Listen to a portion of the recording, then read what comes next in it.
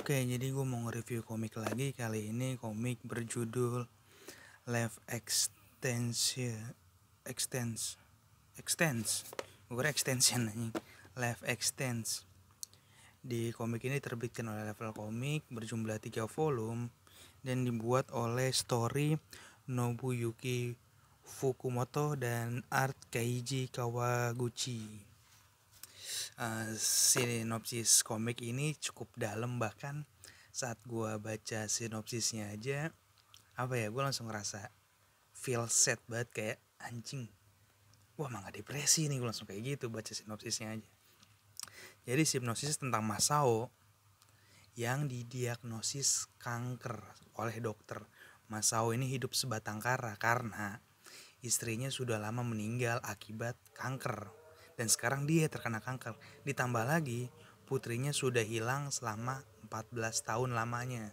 Jadi dia kena kanker, dia udah gak punya tujuan hidup. Jadi kayak, lah gue mati aja lah gitu. Toh gak ada yang sedih juga, keluarga gue udah pergi duluan gitu. Anaknya hilang, bininya udah meninggal gitu kan. Jadi kayak gue bunuh diri aja lah. Sampai akhirnya saat dia mau bunuh diri, ada adegannya gak sih? Nah ini dia, sampai ada saat adegan dia mau bunuh diri, tiba-tiba dia dapat telepon dari polisi, dan di situ dia diinfokan kalau anaknya sudah ditemukan, cuman bukan dalam kondisi sehat walafiat, melainkan dengan kondisi sudah menjadi tengkorak. Nah di situ si Masao memutuskan untuk tidak jadi bunuh diri dan menyelidiki siapa dalang dari pembunuhan anaknya. Jadi ini anaknya udah jadi kaori ya, udah jadi mayat. Dia nggak jadi bunuh diri dan dia memutuskan untuk mencari siapa nih yang bunuh anak gua, gila lu gitu kayak. Dan ini misteri yang agak nggak make sense karena kejadiannya udah 14 tahun lalu, dan gue sendiri awalnya excited banget, kayak gimana caranya orang yang sakit-sakitan nyelidikin kasus yang udah 14 tahun lalu lamanya. Gue penasaran banget kan, pas gue baca ternyata misterinya tidak seseru sinopsisnya, tidak seseru premisnya. Jadi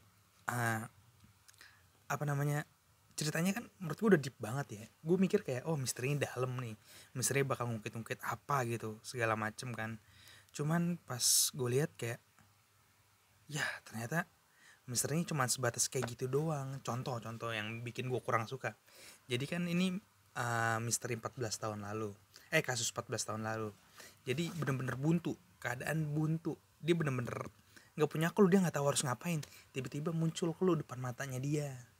Jadi kayak apa ya, kayak maksain gitu, kayak tiba-tiba buntu, tiba-tiba ada clue, tiba-tiba buntu, tiba-tiba ada clue, kayak gitu. Jadi kayak dia nggak nyari clue-nya dengan sendirinya, tiba-tiba clue-nya datang kepada dia, bukan dia datang ke clue gitu. Paham gak sih maksud gue? Gue kurang suka misteri-misteri yang cerita-cerita misteri, baik itu di komik, buku atau film, itu yang clue-nya nyamperin dia. Contoh kayak dia lagi meleng sedikit, tiba-tiba nemu kotak, oh tuh kotaknya ada nyambung sama misterinya. Itu menurut gue aneh ya, konsep-konsep yang kayak gitu. Gue lebih seneng kayak dia udah nyelidikin segala macem dan dia nemu bukti. Nah kayak gitu gue lebih seneng kayak gitu dibanding kayak gini.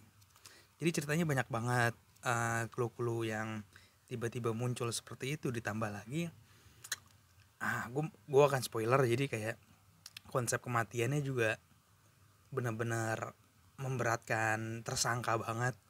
Jadi iya bener, tersangka wajib dihukum, cuman maksud gue cara nyeritain, cara storytellingnya itu yang agak kurang. Jadi tiba-tiba harusnya matinya kayak gini, tetap matinya plot twist nih, nggak kayak gitu, dan itu bakal bikin tersangka lebih berat lagi kayak gitu. Dan yang lebih kocaknya lagi, pelaku, tersangka utama dari kasus ini. Jadi tersangka utamanya dari kasus ini tuh orang terdekat, yang dimana 14 tahun lalu, bahkan itu belum kenal sama bapaknya, namun 14 tahun setelah itu mereka itu satu kantor, yang dimana si pelaku juga nggak tahu kalau itu anaknya si bapak ini. Jadi kayak ya gimana gitu, jadi kayak sengaja banget dikasih kayak orang terdekat adalah tersangka kayak gitu. Paham gak sih konsep misteri yang kayak gitu? Nah kurang lebih seperti itu. Cuman untuk art gue suka banget, artnya bagus dan ada beberapa halaman warna. seperti ini karena di sini dia lagi nyari mobil warna biru. Tuh mobilnya jadi ketemu warna merah, pas dikelet jadi warna biru. Jadi kalau misalnya nggak pakai halaman warna, ya gimana caranya dia nyelusurin gitu kan. Untuk art ini bagus banget artnya.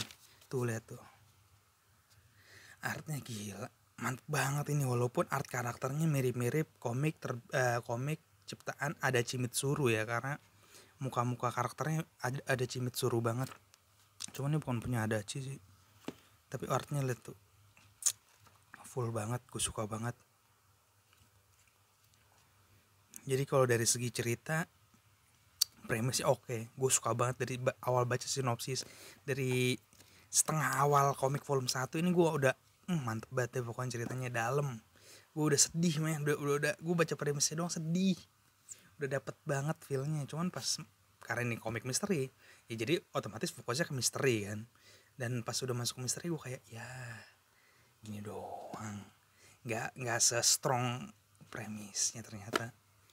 Jadi rate gue untuk komik Life Existence ini mungkin 2,5 dari 5 ya, atau 3 mungkin 3 lah. Karena artnya bagus ya, gue ngeliat artnya bagus, premisnya oke, misteri awal-awal juga oke. Dia pertama kali nyari misteri itu oke banget. Cuman salahnya itu misterinya apa ya, ngasih clue-nya itu yang kayak maksa banget. Sama endingnya aja yang gue kurang suka, kayak pakai konsep orang terdekat adalah tersangka, itu kayak aduh maksain banget ya. Tapi terlepas dari itu, ini artnya oke dan wajib sih ini, recommended sih kalau buat yang suka art sama cerita-cerita santai-santai gitu, walaupun ya gue sendiri kurang suka. Jadi itu 3 dari 5 ya, rating gue dari 3 dari 5. Dan buat kalian yang mau beli komik, bisa kunjungi Instagram dapuk_wibu, DAPUK_wibu, WUBU. Di sana tersedia komik-komik ready di feednya, dan pembelian akan diarahkan melalui marketplace untuk mendapatkan gratis ongkir. Keduanya sudah gratis ongkir dengan minimal pembelian tertentu. Terima kasih dan sampai jumpa di review komik selanjutnya. Kayaknya gue bakal banyak review di kedepannya. Dadah.